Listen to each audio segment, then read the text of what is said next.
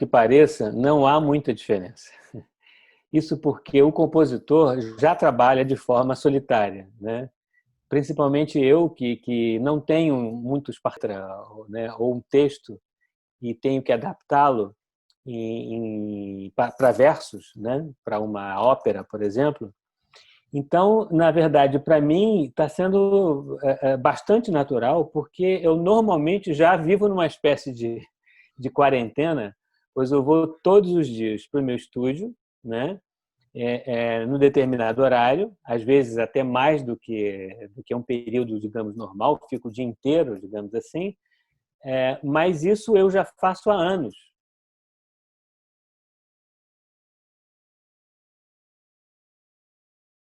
De criativa não houve mudança nenhuma, realmente nenhuma. Eu acho que só vai realmente implicar numa mudança quando houver uma limitação em termos de apresentação. Então, por exemplo, um dos trabalhos que eu estou fazendo agora é para o Parque Beto Carreiro, né? O parque que tem lá em Santa Catarina. Do parque, que se chama Hot Wheels, que são carros, né? Que tem vários movimentos de ação, né? Com fogo, com vários malabarismo, né? Através dos carros, e que também eu só vou gravar quando for possível. Então, eu vou gravar como orquestra sinfônica. E uma orquestra sinfônica não pode ter entre os músicos uma distância muito grande, como, por exemplo, a distância necessária hoje em dia. Então, eu só vou gravar realmente quando for possível haver essa distância normal, porque acusticamente isso é importante. Então, na verdade, na criação não vai mudar. No caso das cordas, e vou dividir as próprias cordas, por exemplo, não vou poder gravar direto o naipe de violinos, vou ter que distanciar, nesse caso, e mudar a técnica de gravação, né? Então, não vai ser propriamente a criação, mas vai ser uma pós-produção dessa criação.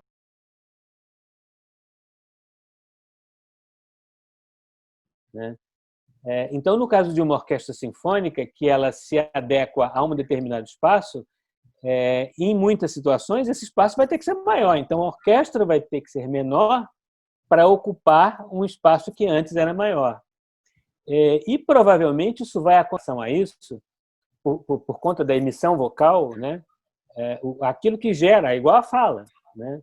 Se isso é igual à fala, se não é. Então, evidentemente, se para nós agora, por proteção, a gente evita de chegar perto de alguém ou usa máscara, como é que vai ser isso em termos de canto, né? Então, evidentemente, eu acho que vai ser diferente.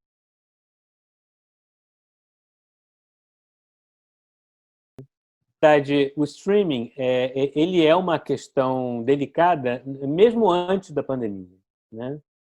Porque nós vimos recentemente que o streaming foi caracterizado como execução pública. Pressupõe pagamento de direito autoral. Não só para os compositores, como os outros titulares, mas também para os intérpretes, né? O grande problema não está no fato de se cobrar ou não. E se cobrar, tem que se cobrar, porque senão o músico não recebe. A questão é o percentual que chega para o músico. Essa é que é a questão. Mais difícil de acontecer, né? Vão ter que ser todas elas acompanhadas com muito cuidado. Então, o músico, mais ainda, precisa que esse streaming seja feito da forma correta com relação aos direitos autorais, principalmente com relação ao intérprete.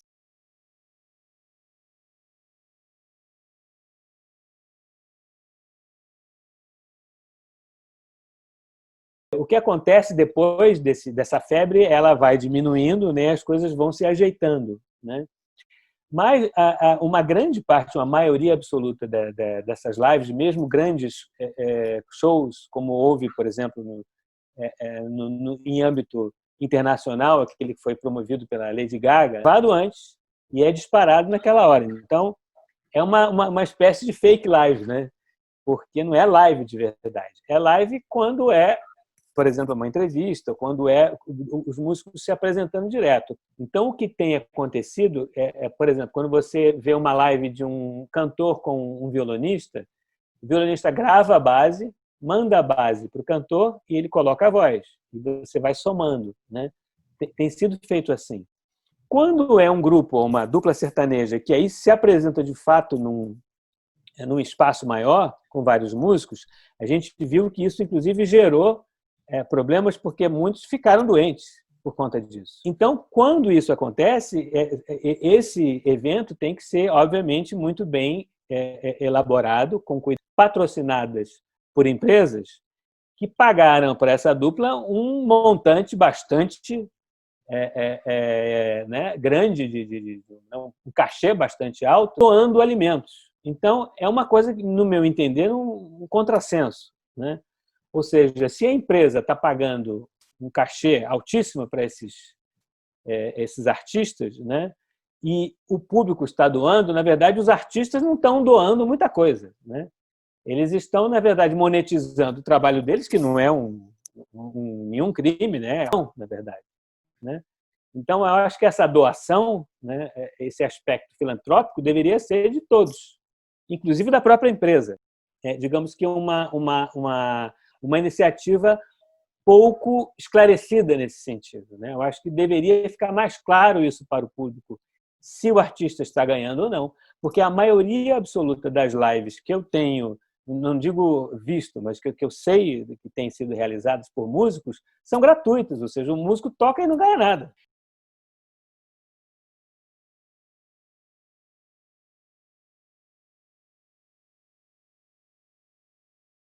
Até agora eu fiz, tocando, me apresentando, não. Eu participei de debates sobre direito autoral ou falei sobre a minha carreira de forma gratuita. A única coisa que eu vou fazer agora e que vou receber para isso é um projeto da UFRJ, junto com a Funarte, que se chama Bossa Criativa, de aulas, né, para atender ao público de forma gratuita. E para isso eu vou ser pago, né? Mas aí tem um sentido educativo, né? E será ofertado gratuitamente.